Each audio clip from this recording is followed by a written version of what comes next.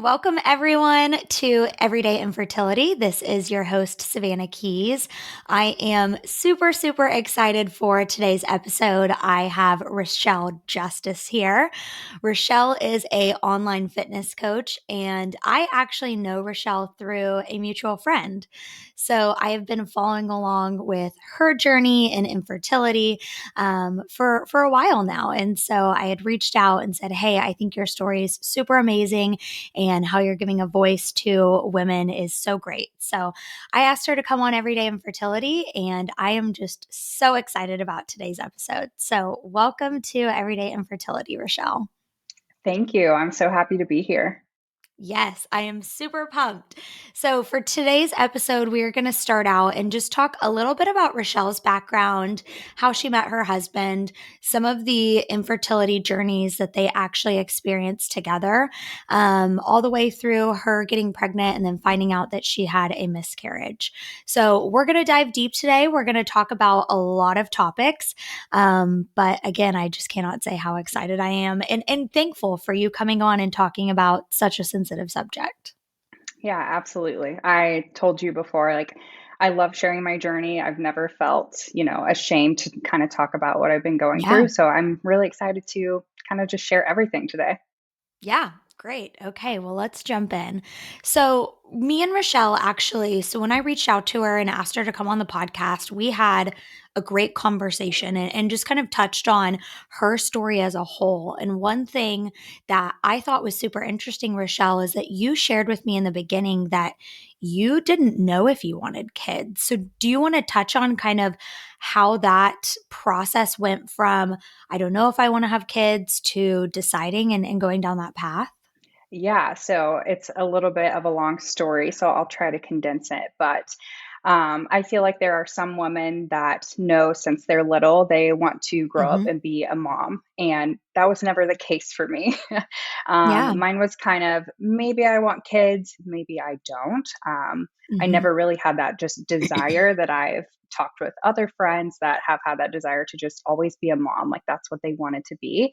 Hmm. And so I just never knew if I wanted to be a mom. And when I started dating my now husband, we had Hmm. talked about, like if we wanted kids. And we both were kind of on the same page of like, yeah, we could see ourselves having kids in the future, but it was never like a rush. And we potentially were okay if we actually never did have kids. So we were kind of on the same page with that. And then I can kind of fast forward to like right when we got married, I had went to the gynecologist for a normal checkup, and right after we got married I got my results back for my colposcopy that I had done. And if you don't know what a colposcopy is, I had to get one done because I had a abnormal pap smear come back. And so Yeah. they just kind of look at your cervix, and they sent off a sample to get biopsy, and it came back that I had precancerous cells on my cervix. And so that was kind of scary. And there was just like a lot of questions going through my head, like, oh my gosh, like, am I going to have cervical cancer? Like, because that's what it could potentially turn into. And so Hmm. that was really, really scary. And so my doctor had me do it's called a leap surgery. And Hmm. it's where they take a layer off of your cervix to hopefully and potentially remove all of those abnormal precancerous cells. So I Hmm. had this done. It happened, I think, about 3 months after we had got married. And I remember going in to get the procedure done. And my doctor looked at me and she was like, one of these procedures is fine. Like, it should not affect your fertility in the future. And I hadn't even thought of that. I was just like, oh my gosh, like I could potentially like have cancer. And like none of this was going through my head about fertility. And she was like, but if we have to do multiple of these procedures, it could affect your fertility journey in the future. And Yeah. so getting all of this done, it was just kind of like a wake up call for me. I was like, oh my gosh, I could have cervical cancer. I could become sterile. I could, have one of these procedures, and, it could affect me getting pregnant in the future. And so this was just a huge wake up call for me. And it kind of was like, I want kids, like, because it really scared me, the potential of Hmm. not being able to have kids. And so that's kind of where me and my husband talked, and we were just like, okay, yes, we want kids. That was kind of our, I guess you could call it like a wake up call. That's, that is so scary because as women, we go to the OB, once a year and we have the pap smear and it's to me, I feel like it's kind of just routine. So when you're at the OB and they're doing the pap smear, did they tell you then and there like, "Hey, we think there's something wrong?" Or was it, I think it's like a week or a couple days after when they called and said, "Oh, something's abnormal." Yeah, so I got the pap smear results back, and this is not my first time getting abnormal results. And so Mhm. this, I think, was my second time to get a colposcopy. So, everything's kind of a process. So you wait to get the results back. And so then they scheduled the colposcopy. And then that's when they sent everything off. And um, that's when they found out that I did have the precancerous cells. And since then, you've had the LEAP surgery. Everything Mhm. seems to be well. Is there anything that you have to do special moving forward? Yeah, so they recommend, I should have looked this up, but I think they recommend that women get a pap smear. Is it once a year? Hmm. And so I go in twice a year now just to get a pap Okay. smear and kind of stay on top of things just in case, those cells kind of come back. Yeah. Did they say what caused those, or is it just I don't know. So okay? yeah, that's why I always encourage my friends. I'm like, go get your pap smears. Just like make sure everything Yes. is okay so you can stay on top of it. And I'm thankful that I did stay on top of it because if I didn't, like who knows, those cells, could have potentially Mhm. turned into cancer. So Well, I'm glad it's not cancer, and same it here. sounds like that sparked the conversation between you and your husband of, okay, maybe we do want kids. So, what does that look like? You have this surgery, you're Mhm. recovering from that, you're I'm assuming extremely thankful that you don't have cancer. Do you guys immediately decide to have kids, or what does that look like in the coming weeks or months? So, in the past, when we didn't know if we wanted to have kids, the main thing really holding us back is we love to travel, we love to explore, and we wanted to do it just us two. We didn't want to do it with Mhm. kids yet. And so we kind of gave ourselves about a year after um, we had got married. So that 1 year mark, it was a little bit longer before we started trying, but we were like, okay, I think, once we celebrate 1 year of marriage and we've had like all of these um, vacations and we've explored that, that's when we can start trying. And in my head, I was like, yeah, I'm going to get pregnant immediately. Don't we all? Yes. So, that's something that I hear from a lot of women. And I think it goes back to we're we're taught as we grow up, like, don't have sex, you're gonna get pregnant. And so I Yeah. think everyone is like, oh, I have sex, I could get pregnant. Here's the risks. I know, from previous podcasts I've had, I even shared with people before I got married, I didn't even really know like what ovulation was. And I didn't know there was only certain days out of the month that you can get pregnant. And so I feel like once you get serious about, oh, okay, let's have a baby, you just learn so many things at like hyper speed that you're like, I did not know this. And I was one of those people too. I remember we had a similar conversation and we were like, okay, we're going to get married. We're going to focus on our career. We're going to focus on our marriage. We're just going to have so much fun and then we're going to try. And I remember we started trying. And after a month, I'm like, oh, okay, maybe it takes 2 months. And then after that second month, I'm like, okay, yeah, month three. And then it Yeah, was like that's kind the of like month. months would, yeah. And it's like months go by and you're like, well, why isn't this happening? You Hmm. hear of people like, oh, we weren't trying and we got pregnant, or oh, we were trying and it took a couple rounds. And there was a moment for me where I was like, it's almost been a year. I mean, we're not like religiously tracking ovulation and cycles and all of this stuff, but we're having sex enough to like likely be pregnant. So you all hit that year, a little past a year mark. How do you all start? Are you tracking? Are you, just kind of doing it for fun? Yeah. So I told you this, and I know you're the same. I'm a type A personality. I'm a planner. Hmm. I like to have everything, organized and doing things like perfectly. I expect a certain outcome.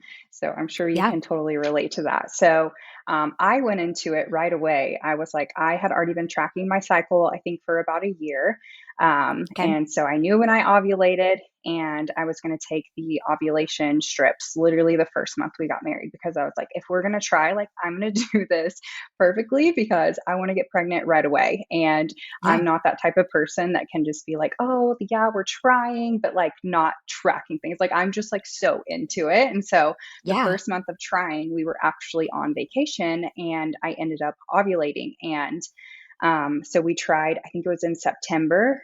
And so of 2021. So that's when we started trying. It was about a month after we had got married, after that year.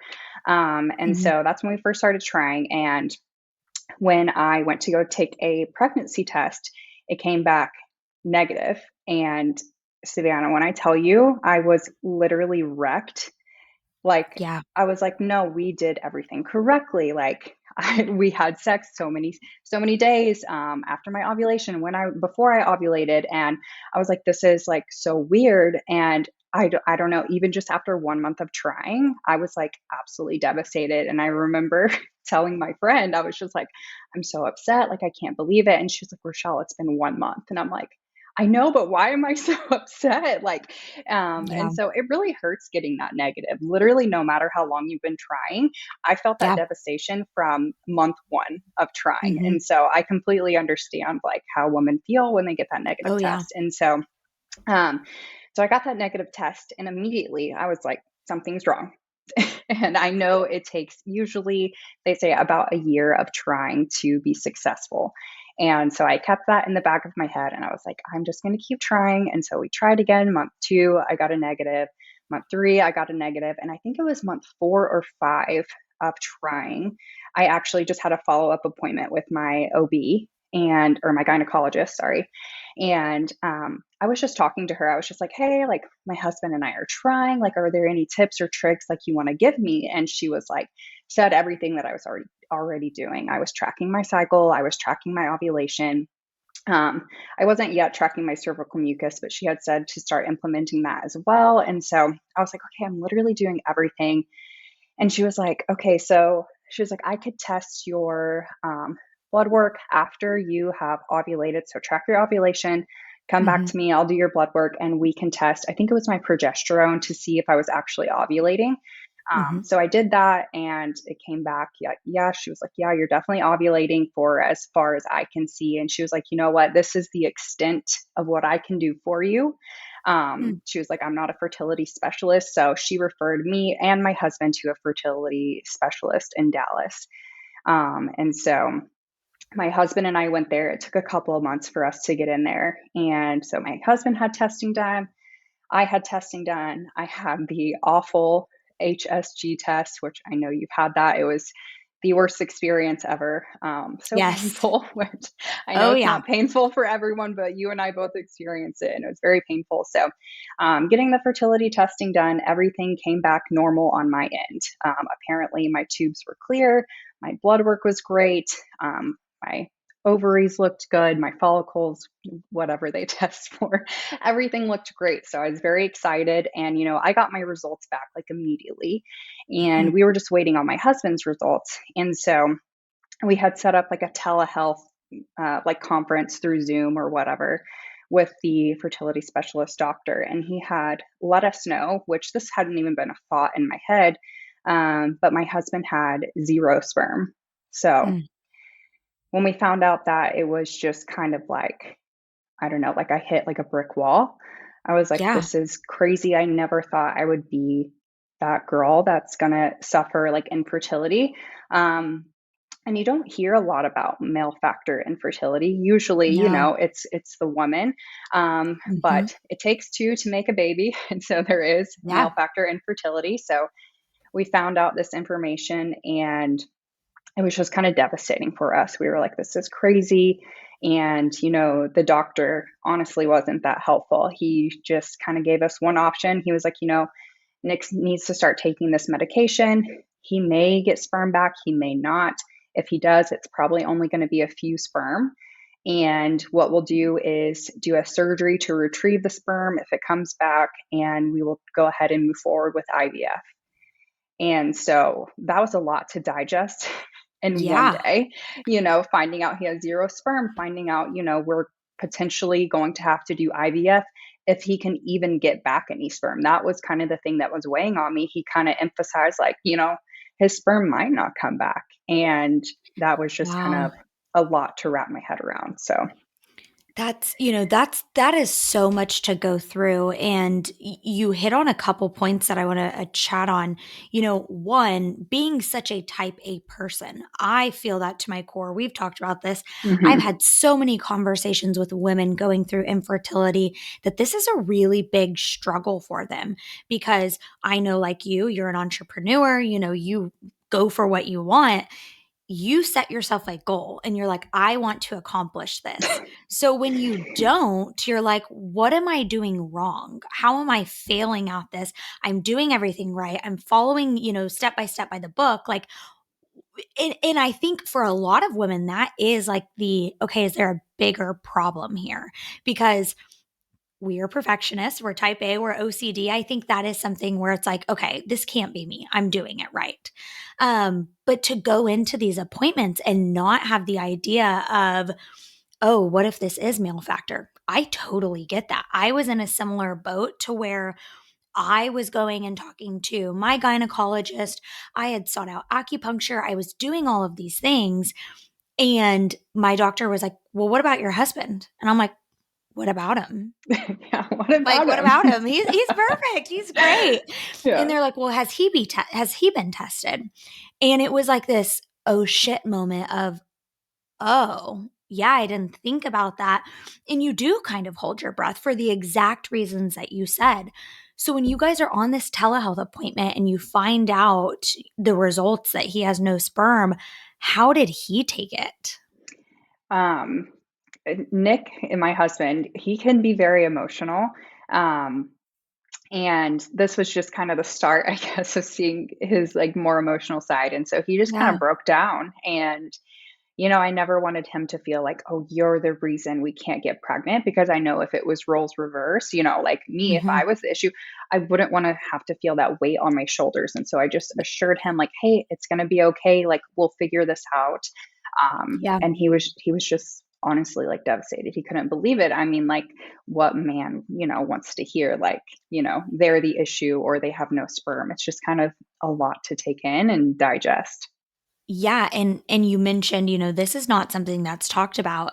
And I've had conversations with actually a handful of women that they're going through infertility due to male factor. They've been tested for everything, they check out fine, everything's great, but there is, a male factor cause that is making them go through these fertility treatments. Hmm. And I would say a very, very high percent of them don't share this information because their husband has those similar feelings of like, I'm a man, I'm supposed to be able to do this, which I know women feel the same way. Like, I'm a Yes. woman, I should be able to have a baby.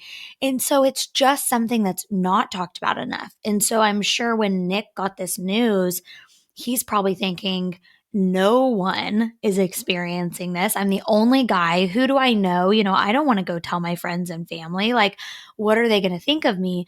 And I think that is just so common, male or female, but they're both stigmatized. Yeah, I absolutely agree. And so, he gave me the okay to kind of be open about it on social media. And he was like, he's like, I want others to know they're not alone, because he's like, I Yeah. know I'm not the only one going through this. And he gave me the okay. He was like, you can share our journey, you can share what the issue is and kind of what's going on. So I was very thankful for that.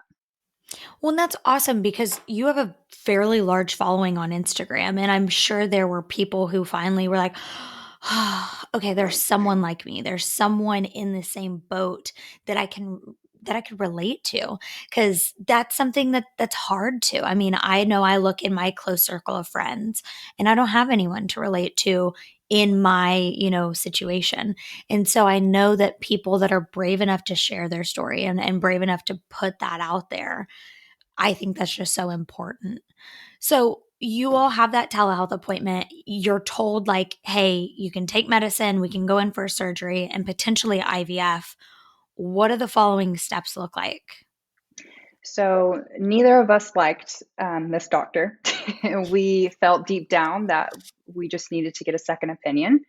Hmm. And so we did. So we got a second opinion, and they were like, I can't believe this doctor told you that. We can definitely get your sperm back. And so we became very hopeful, like once we had met with someone else. And so they had went ahead and put Nick on a protocol, taking all of these medications. Um, and so he was kind of on his journey to hopefully, get back to normal. And so during this time, it was a really long, long process. Yeah.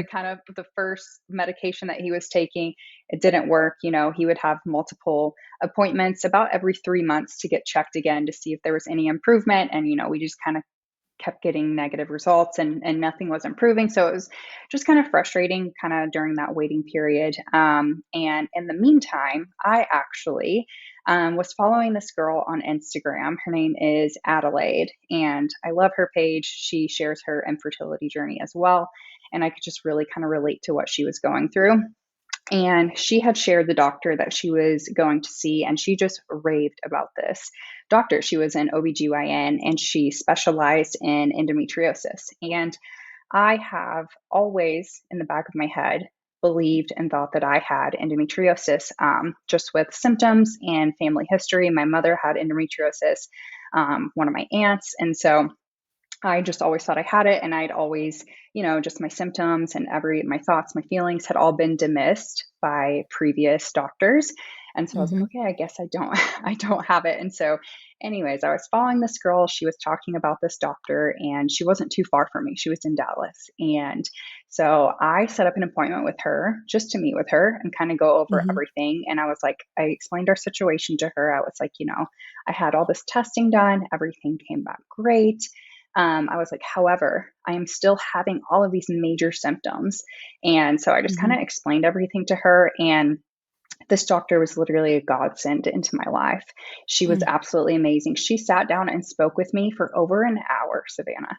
Oh, that's so Like, great. what doctor does that? Just listening to me, actually listening to me Yep. and answering my questions and kind of giving me explanations. And she ended the appointment with pretty much saying, she's like, I believe you have endometriosis. And that was just Wow. so validating to hear, after years and years of being told, like, these symptoms are normal, like, everyone goes through these, like, your pain is not real, like, you're fine. And so, Yeah. like, hearing this from her, I was just like, I think I'm going to leave this appointment and bawl my eyes out, Like, I just feel so heard and so seen. And so we had set up a surgery immediately. She was like, I want you to be in the best possible shape to conceive and get pregnant when your husband does, kind of get his levels back to normal. And I was like, Hmm. okay, let's do this. And so we had scheduled surgery for I think it was August of 2022. Hmm. And it was a while. I think I had to wait 4 months for the surgery. So, Oh. my husband was still on his medications. We had actually met with a new doctor because what we had him on just wasn't working in Hmm. this kind of time period. And so we met with a new doctor. I think it was just a couple months before my surgery, and put him on a new protocol. We were very hopeful. This doctor was recommended to us by a few friends and even family members that had seen him before, and they had successful results. And so we were very, very hopeful. And so, fast forward to my surgery in August, my doctor goes in. I have to have a laparoscopic surgery. This is the only way to confirm if you have endometriosis. You cannot find out through MRI, you cannot find out through ultrasound. You have to have a laparoscopic surgery. And so, she goes in. She not only finds endometriosis, she finds a huge infection, like on my left side, with a bunch of scar tissue and just inflammation like crazy. And this that I was not expecting, she found both of my fallopian tubes were blocked, Savannah, completely blocked. Which So is it was, crazy because you yes. had the HSG. Yeah. So Oh my gosh. I remember my husband, he had recorded the doctor after the surgery. I was obviously passed out. She had come in to talk to my husband, and he had asked in the voice recording, he was like, her tubes were blocked. And she was like, yeah. And he was like, well, she just had that HSG test done probably 8, 9 months ago and it came back clear. And Yeah. she was like, to this day, honestly, it's still a mystery. We have no idea why it came Which back clear. Which, you had said the HSG hurt and was, Hmm. traumatizing, and same Yes. for me. And I was told going into that procedure, if it hurts, the likelihood of your tubes being blocked are very high. And for most people, it's just uncomfortable. And Hmm. so, it could have been, I don't know, but I'm assuming like maybe it was just a faulty reading, or I know when we had talked previously, you were like, they could have closed within that 8 to 9 months, but what are the chances? Hmm. And so I think it's just so great that you were like, no, I feel this way no matter how many doctors have told me this. Like, I want a second opinion on the endometriosis. And had you not done that, you would have went how long being like, well, I've had an HSG and they said my tubes were open. Hmm. Yeah. So that's why I say this doctor was a godsend. She absolutely was. She believed me. She listened to me. She heard me. And yeah, so I was diagnosed with endometriosis. And this Wow. was all, just kind of new to me. I had always thought that I had it, but it was just a thought. And now I knew I had it. And so it was just kind of this journey of figuring out, how to eat for endometriosis, because endometriosis is chronic inflammation. And so you're always trying to reduce that inflammation with endometriosis. And of course, with trying to conceive, that's very important.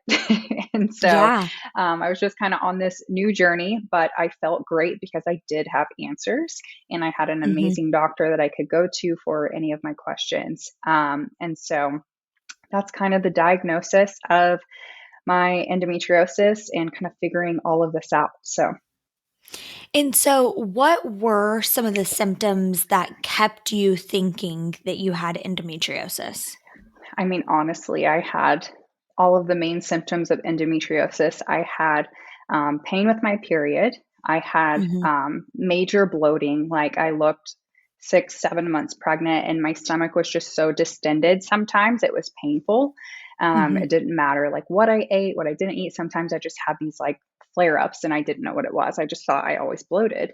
Um, I had recurring ovarian cysts. I would get ovarian cysts all the time. I would go in for ultrasounds. They're like, yep, it's there. There's nothing we can do. They just kind of have to go away on their own. And so that's a symptom of endometriosis as well. Painful sex was a big one for me. I was like, I know this is not normal. Yeah. And I had expressed that concern to many doctors, and they're like, you're fine. I was like, okay, I guess this is Which normal. which it's so crazy because doctors, I feel, and I'm not a doctor, so I don't know, but I just feel like they get caught up in this day to day and they're like, Hmm. well, you look fine. Your tests are coming back normal. Like, and I don't want to say that they don't truly sit down and believe people, but it's like you can't feel my pain. And so if Hmm. I'm saying like, hey, this is painful when I do it, they're just kind of like, well, maybe that's normal, maybe that's not. Yeah. And you as a person, you're like, no, I know what's normal. I know what's painful. So when you took this to this new doctor, was Hmm. she like, yes, absolutely, all of these are abnormal for you to experience? Yeah, yeah. She pretty much validated like all of my symptoms and just kind of let me know like, hey, these are all like major signs and symptoms of endometriosis. And they may be common symptoms that people do have, but they're not normal, like they Yeah. may be common, but they're not normal. And so, yeah, she was just kind of like, yes, this is a symptom of endometriosis. And she was like, given your family history, she was like, this is honestly kind of a no brainer. And so, I think you're right. I think doctors just do kind of get caught up in their day to day. They're just trying to check things off of their list. And sometimes I Hmm. just think they're not educated on stuff like this, like endometriosis. And so honestly, I think they just don't know what to do, which I wish they would just kind of, be like, hey, I don't have answers for you, but let me refer you to Yeah. someone that I think does. And so, yeah, that's just kind of how it goes sometimes. So you really have to just advocate for yourself. If you Hmm. feel like something's wrong, we know our bodies best. Oh, for We are sure. living in our body every day. We know when something's off, we know when something's wrong. And so if you go to a doctor, you explain to them your symptoms, and they're like, that's normal. Don't just write it off. Please Yep. try to go and find another doctor that will actually listen to you. I know it's frustrating, it's time consuming, it costs money, but if you really want answers and you really want to feel better, like advocate for yourself. Yeah. So at this time, you have went through the surgery. You've found out you had endometriosis. You found out that your tubes were blocked. They actually unblocked them in the Hmm. surgery. Yes. And all this time, your husband is now seeing a new doctor because Hmm. you all are kind of taking the same approach with him of, okay, well, let's get now a third opinion. Hmm. So what happens there? So I think it was about a month or two after my surgery, we actually got pregnant. And it was before he had even had like a follow up appointment with this Hmm. new doctor with his new medication that he was on. And so we just couldn't believe it. We found out we were pregnant on a Saturday, and then he had a follow up appointment that coming Wednesday with his doctor. And so we were just Yeah. like so excited. We were like going into the doctor, and he was like, okay. He's like, your results are looking great. Like you had, I think his sperm was at 30 million.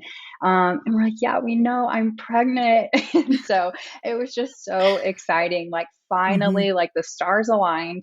Yep. Everything had worked out. His issues were dealt with. My tubes were cleared. I had answers. And so we were just like so excited. And so that happened in, I think September. We found out we Okay. were pregnant, and we had our first doctor's appointment. I was about 8 weeks along, and Hmm. we went to the doctor. Everything looked great. We were just like over the moon, excited, could not believe it. I felt like I was literally living in a dream. I was like, finally, Yeah. it's my turn, you know? Yeah. And so I had actually set up a private ultrasound appointment about a week and a half after our first doctor appointment. I was just like, we had went to our first initial doctor appointment, and we got the ultrasound pictures back, and I think they'd only printed off like two pictures, and I was like, I see these girls that have like these long ultrasound pics, like there's 10 pictures. I was like, I want that. And so I just scheduled this private ultrasound, went in by myself. And the Mm. ultrasound tech was looking, and I remember I was like videoing, and I'm going to try not to cry, but I just saw on the screen, I just immediately knew, Mm. like I could see the baby was not moving. I didn't see Mm. like the little flutters of the heartbeat. And the ultrasound tech, God bless her heart, she was trying to stay positive, and she was like, I think the baby's just too small. Like, I can't pick up the heartbeat. And Savannah, she looked forever. And I was just so ready to run out of there. Like, I was just like, oh my Yeah. gosh. I was like, get me out of here. I immediately knew. And so, highly recommend to never go to an ultrasound by yourself. Anyone that is Yeah. listening, if your husband can't go, have a friend, have a family member go, because I was just all alone and it was so hard. And so, Mm. I texted my husband, and I was like, hey, they can't pick up a heartbeat on the ultrasound. She's recommending that I go to the ER. So I immediately went to the Mm. ER. My husband met me at the ER. We had waited in the waiting room forever. It was like an Mm. hour wait. And so they finally get me back, and the ultrasound tech finally comes back. And with the ultrasound techs, they're not allowed to let you know anything. The Mhm. doctor has to tell you. And so she was like, just to let you know, she's like, I can't say anything. And so I remember staring at her face during the whole time she was doing the ultrasound, because I was just like, I just want some confirmation, either good or Yeah. bad. And Mhm. so could not read her face at all. And she left, and the doctor eventually came back, and she was like, I just want to let you know, like, we can't find a heartbeat. Mm. Um, the baby was measuring like 8 weeks, 2 days, which Mm. was literally one day after our first doctor appointment. So it must have stopped growing like right after our first doctor's appointment. And so my heart just broke. I was crushed. Like, Yeah. all of that being taken away from me just like instantly was just really hard. And I was trying to hold it together in the room in front of the doctor, and I was crying, and Nick was literally just like sobbing next to me, and I was just like, I just need to get out of this place. I'm not one to really like show emotion in front of other people, and I just wanted to like be alone with like my husband and I, so I could just like let all my emotions out. Yeah. And so we went home, and for 2 days I just screamed and cried on the couch. I didn't work. I just felt all the feelings for Yeah. those 2 days. Oh, which, one, I am so sorry. I mean, just from hearing your story and your journey, you two went through a lot with the, thought of, okay, do I have cancerous cells? And then, oh, okay, now my husband has no sperm. We're going through different doctors. And then we find out endometriosis and tubes. And now you have this great thing happen. And you're like, okay, it's finally all worth it. Like, wow, those excruciating months, like we have this. And I Hmm. think you said it best, like to have that taken away. I can't imagine how it would feel, but that is something that just no person should go through. And especially to your point, being alone. I mean, I, I just, oh gosh, Rochelle, I'm so sorry.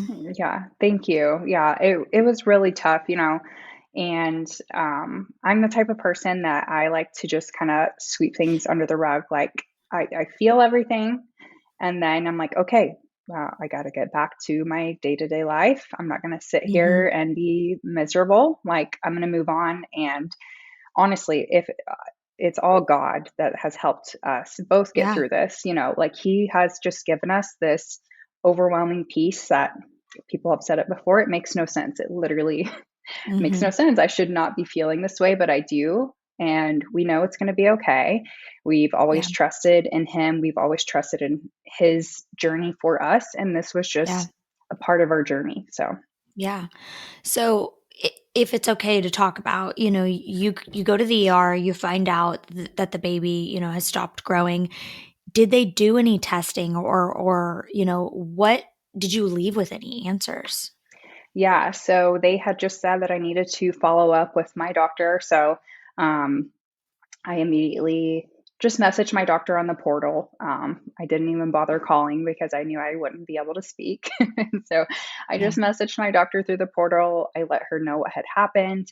And they had called me, I think, that next day. And they were like, hey, we need you to come in so we can just kind of go over your options moving forward. So we went in for that appointment, and they had let me know that I didn't even know like what this was, but they were like, you had a missed miscarriage, which is where you have a miscarriage, but you have no signs or symptoms, like the baby's Yeah. still in you.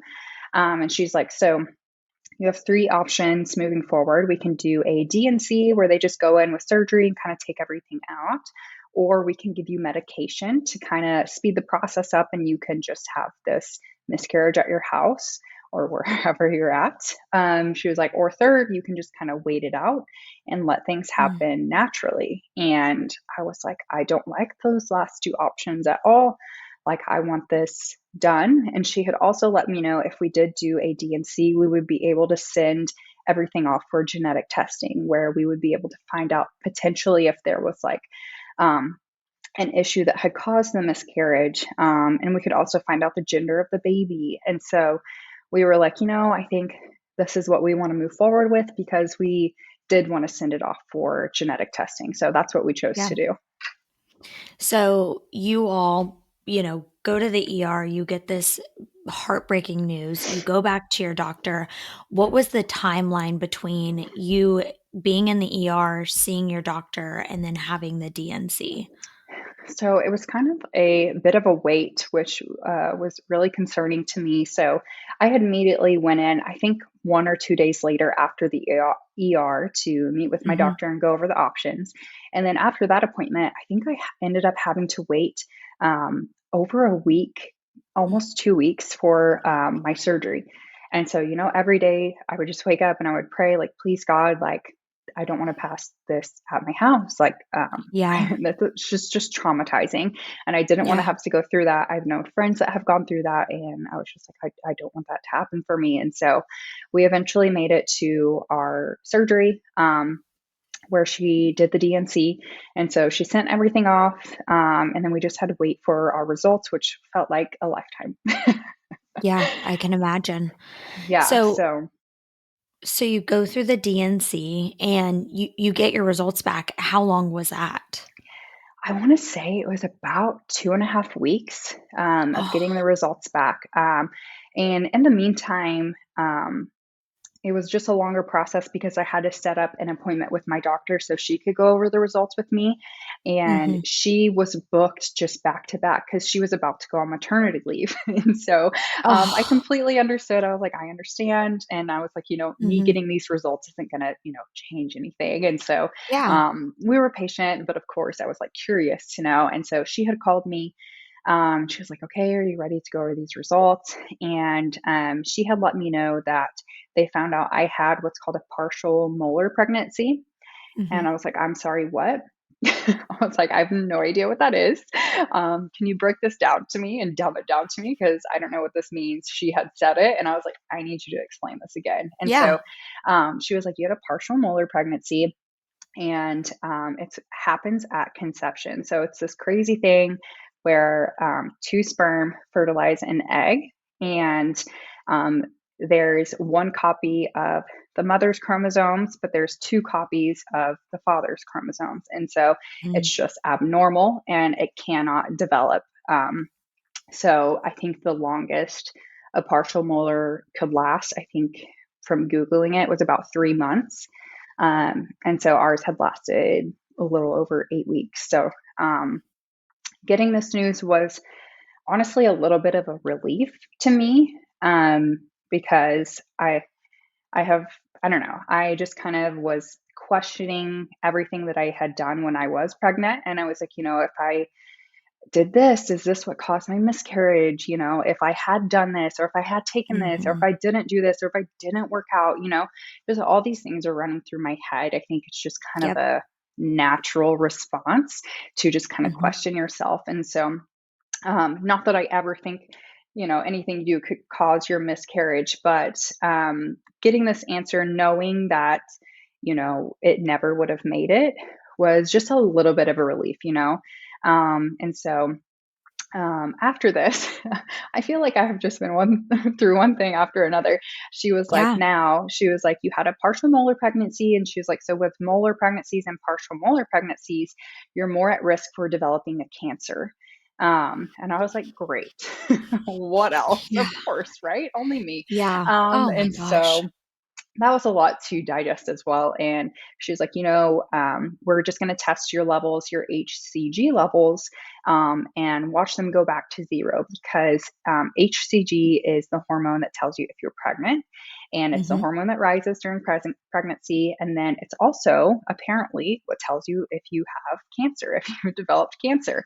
And Oh, so she was like, we wow. want to get your blood work done. So I was getting my blood work done like every week and just slowly watching, those numbers go back down, down, down. She just wanted to make sure, that nothing was developing and that everything was okay. So I was getting blood work done for quite some time. It took a while for those those numbers to go back down to zero, which I just had no idea about. So That is gosh, and yes, I mean, it does feel like, it's one thing after another, and that has to be heartbreaking for you because you're already dealing and navigating through these emotions in those weeks that you're going through all of this. I know that you said, you're kind of one of those people that feels your emotion but sweeps them under the rug, but this is a huge life-altering thing that happened to you. What were you doing to cope with it? And how were you and your husband, dealing with these emotions in the coming weeks? looking back, I can't even remember those weeks that well. I feel like they were just kind of a blur. And it was also, honestly, for me, I think this was perfect timing. During that time, we had found out about the miscarriage and then having the DNC. I think we ended up moving from one house to another within that next week. So I was just completely and physically and mentally drained. And Yeah. I think having the house to pack up was just a good distraction at the time for me. I think I really needed it, and so did my husband. And so it was an exciting time for us. We're moving into a new house. We're excited. And so I think once we had moved into our house and we kind of got settled, it hit us again, because I feel like we had kind of been suppressing our emotions and not really Yep. talking about it too much. And, once things, the dust kind of settled, we were just like, wow, we went through that. Like, we just Yeah. experienced that. And, it's kind of crazy. And so I'm so thankful that I have a husband that I can kind of express my emotions to. He can express his Yeah. emotions to me, and we can just talk through it. I think that that's very helpful because I know when you don't talk about stuff, sometimes you just hold it in, and that's not good. So I'm glad that we can both kind of express our emotions to each other. And I think that's kind of both how we, I guess, handled it. And I think that's so important because, we've talked about the stigma of infertility. I feel like there's also the stigma of having a miscarriage and going through that. And there are a lot of women that go through that experience and just completely suppress those emotions and never really let them out. So you're working through the trauma and the emotions with your husband, which I think is healthy. And as hard as it is to have those conversations and feel that feeling again, it is healthy. But at the same time, you were also very open about this miscarriage with your Instagram following as hmm well. How was that putting that out there for the public? Um, I honestly felt a little embarrassed putting it out into the public, which I shouldn't, but I did because No. I had just announced my pregnancy. And then literally 2 days later, I had found out about the miscarriage. And so I was a little embarrassed to go online, but I was like, you know what, this needs to be said. And the outpouring of love that we got from Mhm. Instagram was just out of this world, unreal. Like, Yeah. we could truly feel the love. And so I felt better kind of putting it out there. And then, the weeks to come after that, I just had so many women, sharing their story with me and just kind of Mhm. messaging with them back and forth and kind of what they went through. And then I had opened up about the partial molar pregnancy, and I had women messaging me about that, letting me know they went through the same thing. And, it's just comforting. And Mhm. I love putting our story out there and our journey because when we were first going through infertility, no one really knew, of course. And I just found these Instagram accounts that would share their journey. And I was just like, oh my gosh, like, I'm going through the same thing, and like Yes. my feelings were so validated. I was like, yes, I feel that. And like, it's so hard to explain. And so I could relate to these like Instagram. Um, Mhm. profiles. And so I wanted to be that for other people as well. I wanted to share Mhm. my journey and just have people relate to me as well that were going through it, so they know that they're not alone, because I know it can feel, just so lonely at sometimes. Oh, absolutely. And I think, when you mentioned, like, I was a little bit embarrassed, I think naturally, any part of sharing such emotional and such personal details, you feel like, well, what are people going to think? And I remember seeing your pregnancy announcement, and I remember following along and knowing through you're going through infertility. And then, of course, Corey, one of our mutual friends, I would always ask, like, oh, how's your friend Rochelle? And so to see that, I'm sure you had this outpouring of like, congratulations, I'm so exciting. And so to Mhm. announce that days later, I could see where it's like, oh man, I just got the reaction I probably wanted.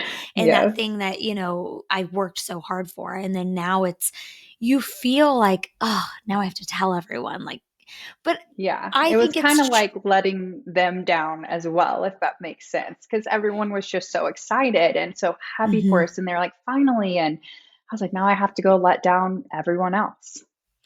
And it's, to what you were saying of, all of these outpouring of love, like that made my eyes water because people truly don't talk about infertility, miscarriages, any complications with I would say just fertility altogether. And so there is this like, should I tell people? Should I put it out here? And when you do, I almost always hear people say, like, the amount of people that reached out to comfort me and to pray for me and to just say such nice things. Or, when it's not the best news, people just reaching out and saying, like, hey, I've been there. So you have that person to relate to, or just someone saying, like, hey, I'm there for you if you need to chat. And so I think you've experienced kind of both sides of it. The Hmm. biggest thing that's so important is, one, you said, like, we felt that outpouring of love. And I know that's so important for you all in such a sensitive time. But at the same time, you're giving other women that voice. And you're saying, like, hey, while this isn't normal, I'm a normal woman in the world going through this. Or earlier in your journey, like, hey, this isn't normal for men, but my husband's going through this, and we're going to share and make people feel like they aren't as alone as they are. Hmm. Yeah, exactly. And that's originally why I wanted to share in the beginning. And I never knew our story would turn into what it is today. Yeah. But it has. And it's our story, it's our journey. And I'm happy to share about it because Yeah.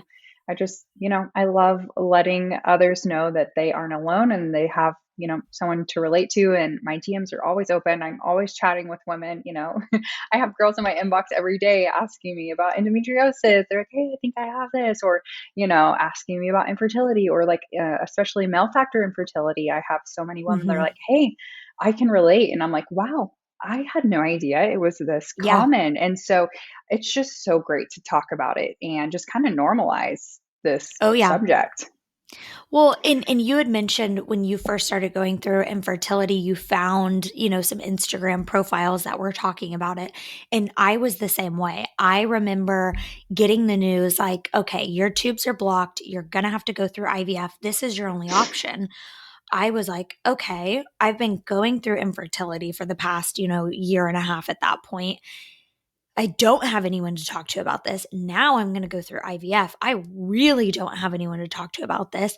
And I turned to Google, and it's just terrifying. And so I remember I was like, okay, I need to hear from real life women that are going through this, that it's going to be okay. And if it's not, what are my options? And I did the same thing. I went to Instagram, I went to TikTok, I even went to Pinterest because I'm like, I just need to see and hear from other people. And I think that really helped me cope with the emotions that I was going through and understand, like, I am not alone, because that is the first feeling that I feel like most women experience is, oh, my husband's going through male factor infertility. Okay, is this only me? Is there anyone else out there that I could talk to? Oh, I have endometriosis and we have to go through this surgery. Oh, is this only me? Who else can I talk to about that? And then same with just infertility and miscarriage and so on and so forth. Yeah, absolutely. I was the exact same way. And it was just so comforting following those accounts and just following their journeys and just knowing I wasn't alone. I've said it a million times, but I can't tell you how comforting that feeling was and just kind Yep. of how validating it was, like for my feelings and all my thoughts. And because, I was seeing all of my friends get pregnant literally like every other day. I felt like I was getting a pregnancy announcement from my closest friends. And Yes. it just can be very isolating at sometimes. And you may not have someone in your group that's going through similar struggles. And that's where, you kind of just feel like, hey, I'm the only one that's going through this. Yeah.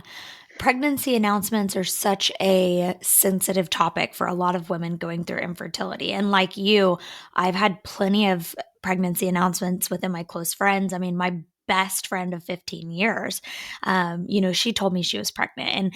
And I know that stuff hits hard with you going through infertility, both you and your husband, and experiencing a miscarriage. How have you dealt with some of those pregnancy announcements? Yeah, I'm obviously so beyond excited for my Hmm. friends, but at the same time, I'm so sad for myself. Yeah. And at the very beginning of this journey, when I found out some of my friends were pregnant, I was very jealous and I was kind of not a good person with my Yeah. thoughts, and I felt like I couldn't control them. And I just kind of leaned into Yes. God, and He just gave me this peace, and I was able to just kind of enjoy my friends' pregnancies. Whereas at the Mhm. beginning, of my journey, I just was like, this is so hard, like Mhm. to be there for them, and Yes. hear about them being pregnant all the time. And if they would kind of complain to me about what they were going through, I was like, okay, I would literally give anything to go what you're going through right now, And so I was just kind of Absolutely. not this good person at the beginning, but I have come a long way. And Mhm. literally, all my closest friends have been pregnant. They have babies now, and I'm still here without one. And, it's okay. And, Mhm. anyways, how I take these pregnancy announcements, I've had friends tell me in multiple ways. I've had friends send me long texts. I've had friends Mhm. tell me in person. And I don't think there's any specific way that you should go about telling your friend that's going through Yeah. infertility. I think you should just approach it how you think is best. For everyone is so different, and Mhm. everyone um, kind of handles these situations differently. So, I don't really know. No, and I think you make a valid point and something that I think a lot of women relate to, and I don't know that they're open, but yeah, there is a jealousy feeling of like, I've been trying for this amount of time and I've done these things and I've experienced this, and you're pregnant and I'm not. And there's nothing I can do to control myself getting pregnant. And I've been there. I've went through the jealousy phase. I've went through the angry phase. I've went through the like, why me? Like literally, God, why me? Why everyone else but me? And then there is that piece of like, okay. And I remember at one point my husband had told me, you know, God has planned a baby for us. And just because he gave them a baby, that's not our baby. And everyone's on a different timeline and everyone has their own struggles. And just the way he put it was the best acceptance for me. Because now when I see pregnancy announcements, I'm like, well, they want to be pregnant just as bad as we do.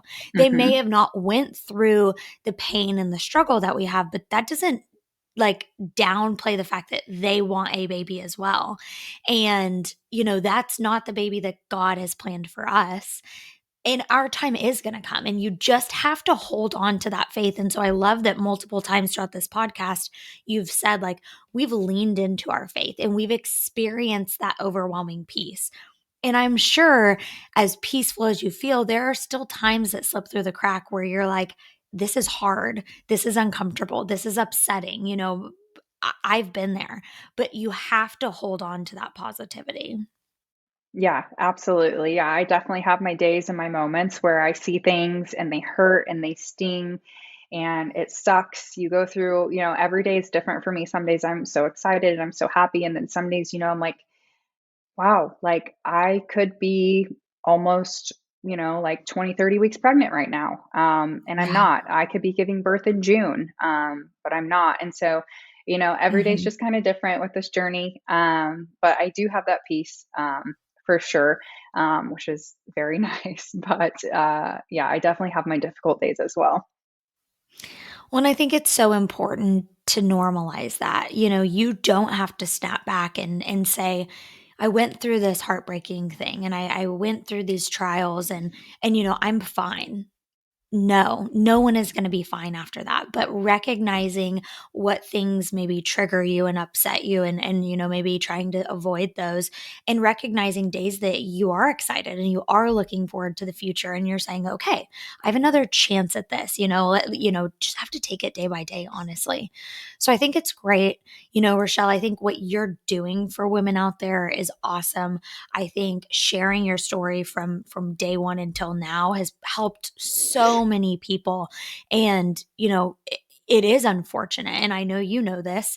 I'm in a similar boat where I'm like, this sucks for me. We're going through this, and this, but you've learned so much along the way and you've helped so many women. And, when that day does come for you, it will hopefully all be worth it in the end. Yeah, and I know it will. Obviously, I felt it the first time around, and I know Hmm. when that second time comes, like I'll still feel the exact same way. Like it was worth it, no matter if it takes us 5 more years. Like I Yeah. know it will be worth it one day, and we're not going to give up. So Absolutely. Well, I love that. That is the energy that we all have to hold on to. Is like I'm not going to give up. And in some days that is really freaking hard. I am here to yeah, admit like there are some days where I'm like I don't know that I can keep going. But those days that you have it and you're like, "Okay, I'm going to fight for this. If I want it this bad, I'm going to fight for it." And that's the most important thing. yeah. I have to remind myself of that too, because there are those moments in those days where I'm like, can I keep doing this? Like this is Yes. hard mentally, physically, financially, it's a lot. Yes, And it is. so I don't want to downgrade that whatsoever, but always in the back of my mind, I'm like trying to keep my eye on the prize and just remind myself of what we're working towards. Absolutely. Well, I appreciate you coming on today's episode. I have just so much enjoyed our conversations. I am wishing the best for you and your husband. I know we'll keep in touch. Is there anything else that you want to share before we hop off? I don't think so. We went over a million topics today. I know that was a lot sharing like my whole journey, but no, I think we honestly covered everything. Awesome. Okay. Well, Rochelle, I do want to give you a quick shout out on Instagram because I actually have a lot of friends who love your online coaching platform. And I remember I had said, when I had talked to you and booked this episode, I had told one of my girlfriends, and she was like, she's my favorite. I've done her like classes before. So, where can people find you to keep up with your online coaching and with your fertility journey that you share on Instagram? So I share everything on Instagram. My page is Justice League Fit. And my link in my bio has a link to my website if anyone is interested in purchasing a workout program. I do coach challenges 4 times a year. They're little 8-week challenges. So if you guys are interested in that, you guys can just stay tuned on my Instagram. Awesome. Okay. Well, thank you so much again, Rochelle, and we will stay in touch. Thank you. Awesome. Thanks everyone for tuning in to today's episode. If you want to find more, I am on Instagram at Everyday Infertility. You can always reach out to me via direct message there or on email at everydayinfertility@gmail.com. And we will talk to you all next week. Thanks.